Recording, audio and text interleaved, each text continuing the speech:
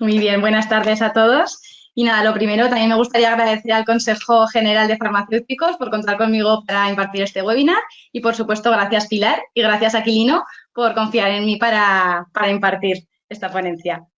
Voy a empezar ya, si os parece, porque así no quitamos mucho tiempo y vamos a ello. Bueno, como hemos dicho, el nombre del webinar lo han nombrado, pero bueno, síndrome de mala absorción intestinal, intolerancia a los azúcares, y vamos a tratar tanto el test de aliento como el tratamiento dietético.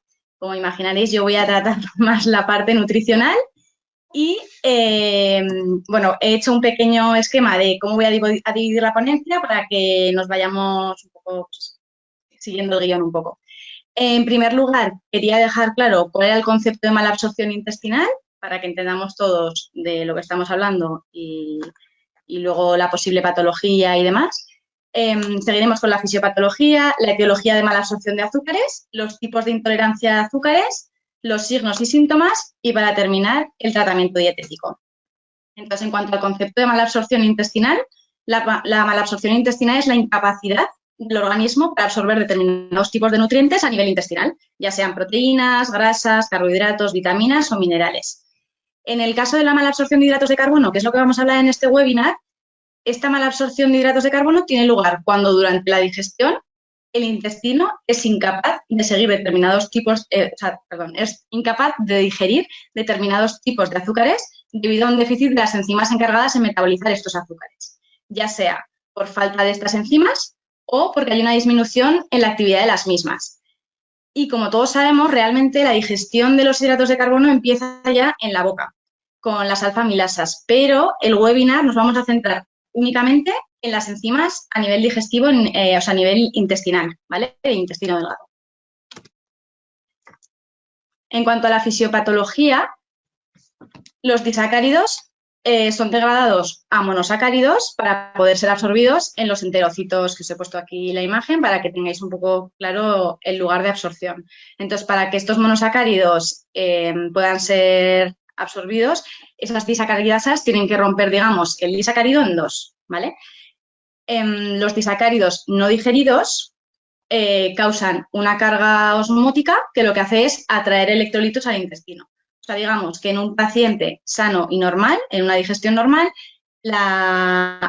por ejemplo, pongamos de ejemplo la lactosa, ¿vale? La lactosa llega a la luz intestinal, allí la lactasa haría su efecto y se absorberían los dos azúcares que forman la lactosa, ¿vale? La glucosa y la galactosa. Sin embargo, en pacientes que tienen mala absorción o que no tienen presencia de lactasa o que la tienen, pues eso, en menor actividad, lo que hace es imposibilitar esa digestión. Entonces, la lactosa sigue estando en la luz intestinal y produce esa absorción por la carga osmótica, ¿vale? Esto es lo que produce la típica diarrea en este tipo de pacientes. Y luego, además, ese azúcar continúa por el intestino, va al intestino grueso y la fermentación bacteriana de los hidratos de carbono en el colon produce gases, ¿vale? Que son hidrógeno, dióxido de carbono y metano, que son los que causan realmente las flatulencias, el dolor abdominal, el hinchazón después de muchas comidas y demás. De este tema de los gases os hablará luego Alberto un poco más en detalle. En cuanto a la etiología, las deficiencias enzimáticas pueden ser, por un lado, congénitas, que la verdad son las menos frecuentes. Por otro lado, las deficiencias enzimáticas adquiridas y, por otro, las secundarias. Las secundarias nos referimos a las que son secundarias, para la redundancia, a otras enfermedades intestinales, ¿no? Pues ya sea la enfermedad celíaca o la enfermedad de síndrome de intestino irritable o enfermedad inflamatoria intestinal, el SIBO, que es el sobrecrecimiento bacteriano en el intestino delgado. Y este tipo de enfermedades lo que pueden hacer es deteriorar un poco, lesionar lo que es los enterocitos y la mucosa intestinal, y eso evita que haya, o impide la absorción de otros nutrientes, ¿vale? Pero no sería una causa primaria de mala absorción. Entonces, en este caso ya lo veremos luego, pero en este caso sería importante primero tratar lo que sería la enfermedad celíaca o el SIBO para luego poder mejorar también el tema de la mala absorción. O sea que muchas veces en este tipo de pacientes hay varias vías abiertas de tratamiento. Pero bueno, esto lo hablamos luego.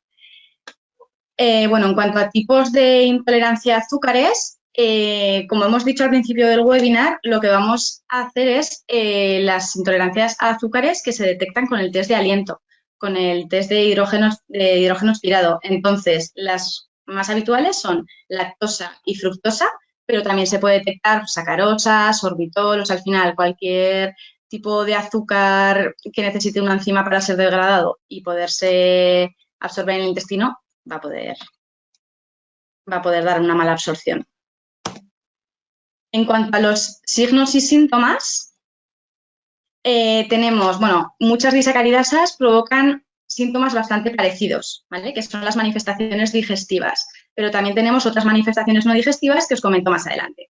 En cuanto a las manifestaciones digestivas, este tipo de pacientes, la verdad que tienen en común, pues con gente que es celíaca o con personas que tienen SIBO, tienen en común muchas sintomatologías. Entonces, hay veces que para el médico o para el digestivo o para el profesional que tenga que diagnosticar este tipo de enfermedades es difícil al principio ver claro un diagnóstico, ¿no? Entonces, es muy importante hacer las pruebas pertinentes para poder diagnosticar correctamente a este tipo de pacientes. Entonces, las manifestaciones digestivas, como os decía, la más habitual es diarrea, que es, como hemos comentado antes, es propiamente por la carga osmótica de no poder absorber estos hidratos de carbono. También son muy habituales las flatulencias, los gases. Suelen ser pacientes que tienen heces abundantes, pastosas, con muy mal olor. Suelen tener dolor abdominal de tipo cólico, como pinchazos y demás. Distensión abdominal, esteatorrea, que es la presencia de grasas en heces. Y lientería, que son restos de alimentos no digeridos. Entonces, cuando bueno, como os decía antes, lo importante es tratar la enfermedad de base, ¿no? Pero si la enfermedad de base directamente es la mala absorción, cuando no se consigue tratar este tipo de patologías y se continúa tomando el hidrato de carbono en cuestión que no estamos pudiendo absorber, pues ya sea la lactosa o la fructosa, muchas veces las manifestaciones van más allá de las que son puramente digestivas. Entonces, hay manifestaciones extradigestivas. Es verdad que en pacientes con, por ejemplo, con intolerancia a la lactosa no es tan habitual porque es la intolerancia a la lactosa, la gente se suele dar cuenta bastante pronto de que le sienta mal, por ejemplo, la leche, ¿no? Porque muchas veces toman leche y pues enseguida o al poco rato tienen que ir corriendo al baño porque saben que les ha sentado mal. Pero, por ejemplo, con la fructosa es mucho más difícil de detectar porque al final la fructosa o el sorbitol están presentes en muchísimos alimentos. Entonces, muchas veces a este tipo de pacientes les cuesta saber qué es exactamente lo que les sienta mal o lo que les produce gases. Entonces, es ahí cuando puede llevar a una lesión a nivel intestinal, que no sea solamente la mala absorción, sino que haya una lesión un poquito más profunda. Y es cuando tienen lugar otro tipo de manifestaciones como las que os voy a decir ahora. La pérdida de peso es muy habitual en este tipo de pacientes, la hipotrofia muscular, piel seca, fina descamativa. Al final, la piel es un órgano muy importante de nuestro cuerpo y también se ve afectada. La equimosis, que ocurre por la falta de vitamina K, como os decía, si está la mucosa intestinal afectada o los enterocitos, lo que hacen es impedir también la absorción de otros nutrientes. Entonces, ya vais a ver que la absorción de algunos nutrientes son los que nos producen esas manifestaciones extradigestivas. Por ejemplo, la mala cicatrización se debe a la falta de zinc, a la falta de absorción de zinc, osteopenia y riesgo de fracturas debido a la vitamina D, a la falta de vitamina D, porque aunque la mayor cantidad de vitamina D sea la que producimos por exposición al sol, también hay parte que puede afectar a nivel de la absorción intestinal. Si no conseguimos absorber bien la vitamina A, lo que nos puede producir es una ceguera nocturna o seroftalmia, serodermia, ¿vale? También hay pacientes que notan como mucho cansancio, pues quizás sea porque tienen anemia por la falta de absorción tanto de hierro, de ácido fólico como de vitamina B12. Cualquiera de los tres nutrientes pueden causar un riesgo de anemia. Y luego, bueno, pues también hay manifestaciones como parestesias y tetania, que aunque son menos habituales, bueno, se deben, como os he puesto, a la hipocalcemia y a la hipomagnesemia. Ya veis que muchas veces puede ser difícil para el personal sanitario poder detectar qué es lo que tiene esta persona, porque a lo mejor, pues no sé, igual en la farmacia veis que hay una persona que te va con problemas de mala cicatrización y a la vez tiene como rojeces en la piel o tiene la piel como muy descamativa y quizás no piensas en que puedes tener una mala absorción, ¿no?, de un hidrato de carbono, como puede ser la fructosa. Ya os digo que la lactosa no suele dar este tipo de manifestaciones, son más manifestaciones digestivas. Entonces, eso, muchas veces vemos alguna manifestación, pues eso, de la piel que no asociamos a una mala absorción de nutrientes y, sin embargo, pues puede estar ahí, ¿no? Y, bueno, desde la farmacia se puede hacer mucho también. Pero, bueno, el diagnóstico siempre es médico, por supuesto. Y ya para terminar, vamos a la última parte, que es el tratamiento dietético, que es en lo que más vamos un poco a profundizar. Y el tratamiento dietético para estas malas, bueno, para esta mala absorción de los hidratos de carbono, pues como son la fructosa, lactosa y demás, lo más fácil es la restricción dietética de los azúcares que no se pueden absorber. Y diréis, vale, pues esto es muy fácil. En el caso de la lactosa, dejas de tomar leche, derivados y demás, y ni siquiera productos que obviamente tengan lactosa, pues en procesados y demás. Ahí es muy fácil porque dejas de tomar la lactosa y enseguida el paciente ve mejorías significativas en cuanto a la sintomatología. Pero con el caso de la fructosa hay mucho más, bueno, es mucho más complicado. Primero para el paciente, porque al final tiene que dejar de tomar muchos más alimentos. Ya os podéis imaginar que la fructosa y el sorbitol, sacarosa están en multitud de alimentos. Y para ello llevaremos a cabo la dieta baja en FODMAPs, que ahora explicaré un poquito más. Y luego, de manera puntual, también podemos dar tratamiento, por decirlo de alguna forma, con enzimas digestivas, como podría ser, por ejemplo, la lactasa. Si, pues no sé, si hay un paciente que tiene un evento y no sabe si a lo mejor le van a dar algo que él desconoce que vaya a llevar lactosa o no, pues bueno, se puede tomar la pastilla de lactasa y le va a evitar pasar un mal rato. Pero bueno, eso ya es más de manera puntual. En cuanto a la dieta baja en FODMAPs, para los que no la conozcáis, FODMAP viene de las siglas en inglés de oligosacáridos, disacáridos, monosacáridos y polioles fermentables. Lo de fermentables es importante porque es precisamente lo que nos va a dar lugar a esos gases que hemos hablado, que luego son los que se detectan en las pruebas diagnósticas, ¿vale? Y porque entendáis un poco más la importancia de estos FODMAPs, por decirlo, lo voy a decir todo el rato, ¿vale? FODMAPs, por no decir todo el rato oligosacáridos, disacáridos, monosacáridos y polioles fermentables. Entonces, realmente el proceso que realmente ocurre es cuando llegan estos alimentos ricos en FODMAPs, el propio nutriente al intestino delgado, en una persona sana, como os comentaba, lo que haría sería las enzimas digestivas harían su labor, dividirían esto en azúcares, se absorbería a través de la mucosa intestinal y pasaría a circulación general y seguiría su curso habitual. Pero en pacientes que tienen mala absorción a este tipo de azúcares, estas enzimas no hacen efecto. Entonces, como os he comentado antes, lo que hacen es, por osmolaridad, hacer que pase agua y electrolitos al intestino delgado y producen esa típica diarrea. Pero, además, estos azúcares no digeridos continúan hacia el intestino grueso y allí es donde tienen su efecto o tienen su papel las bacterias intestinales, que obviamente se alimentan a base de azúcares, entonces le viene genial que estos FODMAPs no hayan sido digeridos.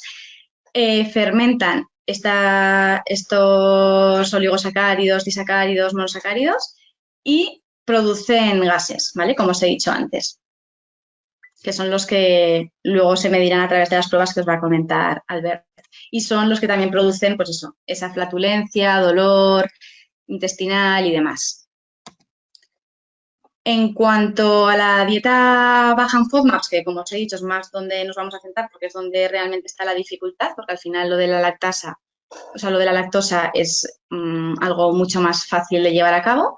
La dieta baja en FODMAPs tiene 3 fases, ¿vale? Una fase inicial que es restrictiva, que allí se eliminan todos los alimentos ricos en FODMAPs, entonces va a ser la parte más complicada para el paciente. Una segunda fase, que es la fase de reintroducción, que es donde vamos a ver un poco la tolerancia a cada uno de los alimentos. Y por último, la fase de mantenimiento, para, pues eso, como dice la palabra, para mantener, y también habrá alimentos que no puedan tomar porque sean los que realmente hayan visto que les sientan mal, ¿no? Entonces, bueno, aquí a la derecha os he puesto un poco para que os hagáis un poco idea de qué alimentos son estos, ¿no? Ricos en FODMAPs. Por ejemplo, los oligosacáridos son los típicos que llevan fructanos y galactanos. Los fructanos son, bueno, suelen estar habitualmente en muchos vegetales y en cereales. Por tanto, muchos vegetales y cereales irán fuera de la dieta en esta primera fase restrictiva. Los galactanos suelen estar principalmente en legumbres. Luego los disacáridos, estos quizás sean más comunes, que es, por ejemplo, la lactosa, que al romperlo con la lactasa se divide en dos azúcares. Y monosacárido sería la fructosa, que está muy presente en muchas frutas, en algunas verduras, pero también, pues bueno, en otros productos como la miel, por ejemplo. Por tanto, todos estos productos irán fuera. Y polioles son, por ejemplo, el xilitol, el sorbitol, manitol. Bueno, igual os suenan porque muchos edulcorantes son directamente eso. Entonces, tenemos que evitar todo lo que lleve esos edulcorantes y también algunas frutas ricas en polioles, como son la manzana, la cereza, el aguacate. Pero bueno, para que os hagáis un poco más a la idea, os he puesto un par de listados. En uno, los alimentos a evitar en la dieta baja en FODMAPs, y hago aquí hincapié en que no es durante toda la dieta, sino solo durante la fase restrictiva, ¿vale?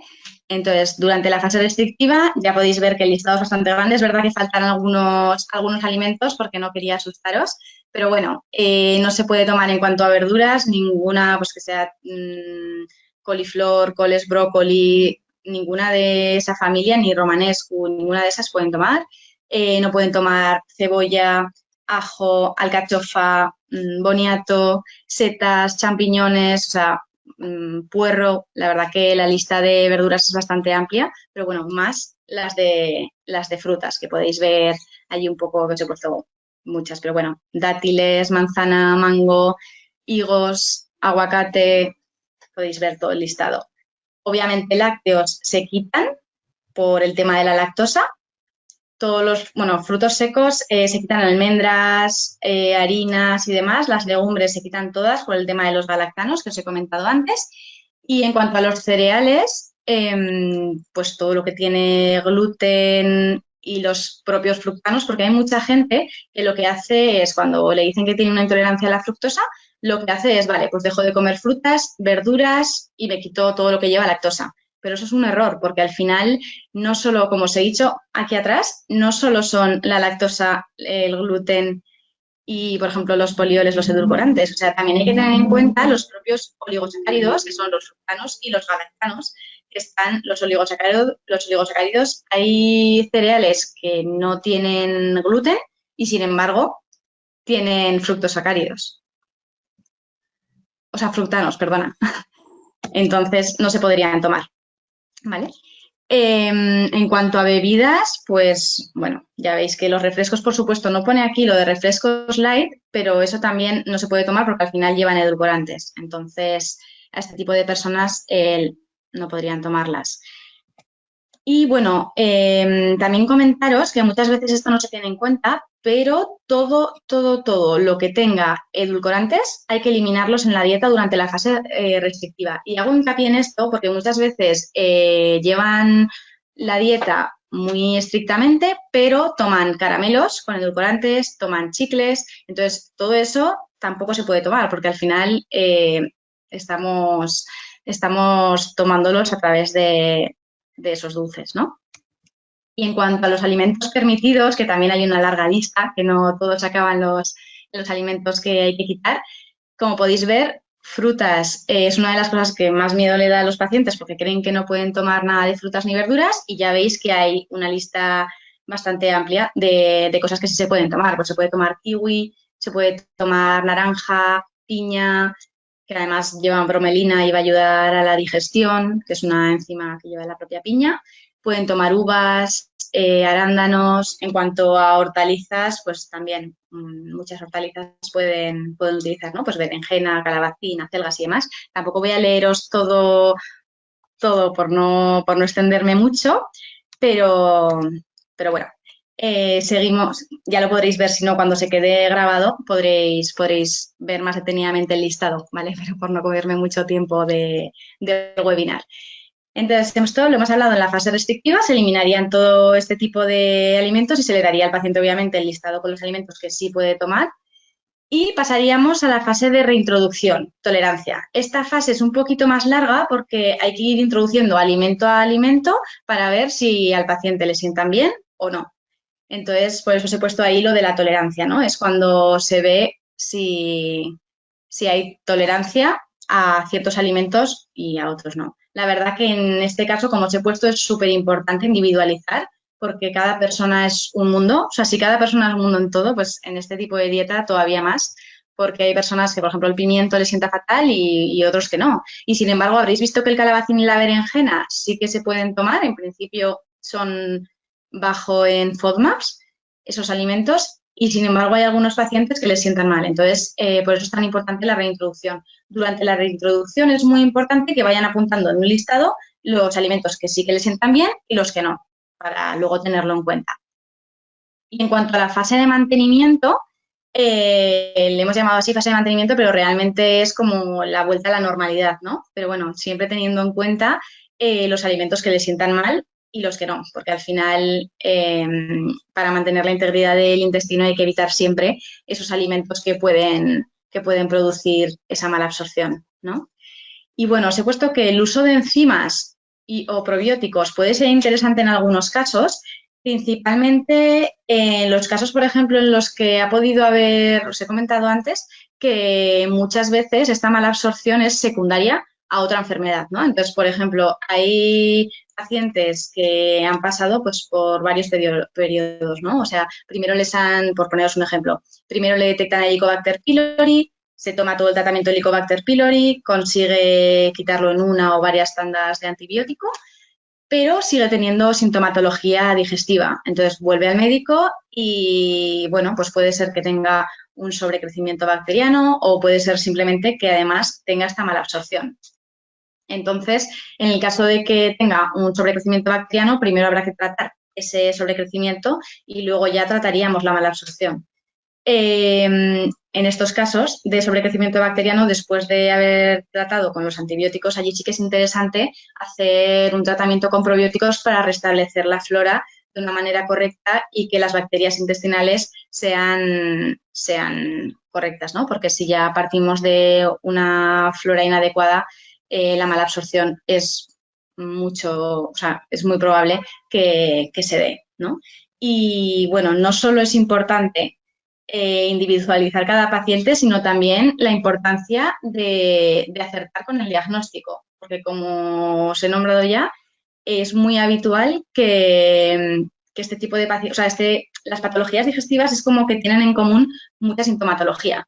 O sea, la mayoría tienen, pues eso, flatulencias, dolor abdominal, gases, diarreas, tienen como mucha molestia, pesadez, eso no es lo nombrado antes, pero también es muy habitual. Entonces, pues claro, el vecino le va a decir que, no, mira, es que tú lo que eres celíaco. Entonces va a probar y como se encuentra tan mal, va a probar a dejar el gluten.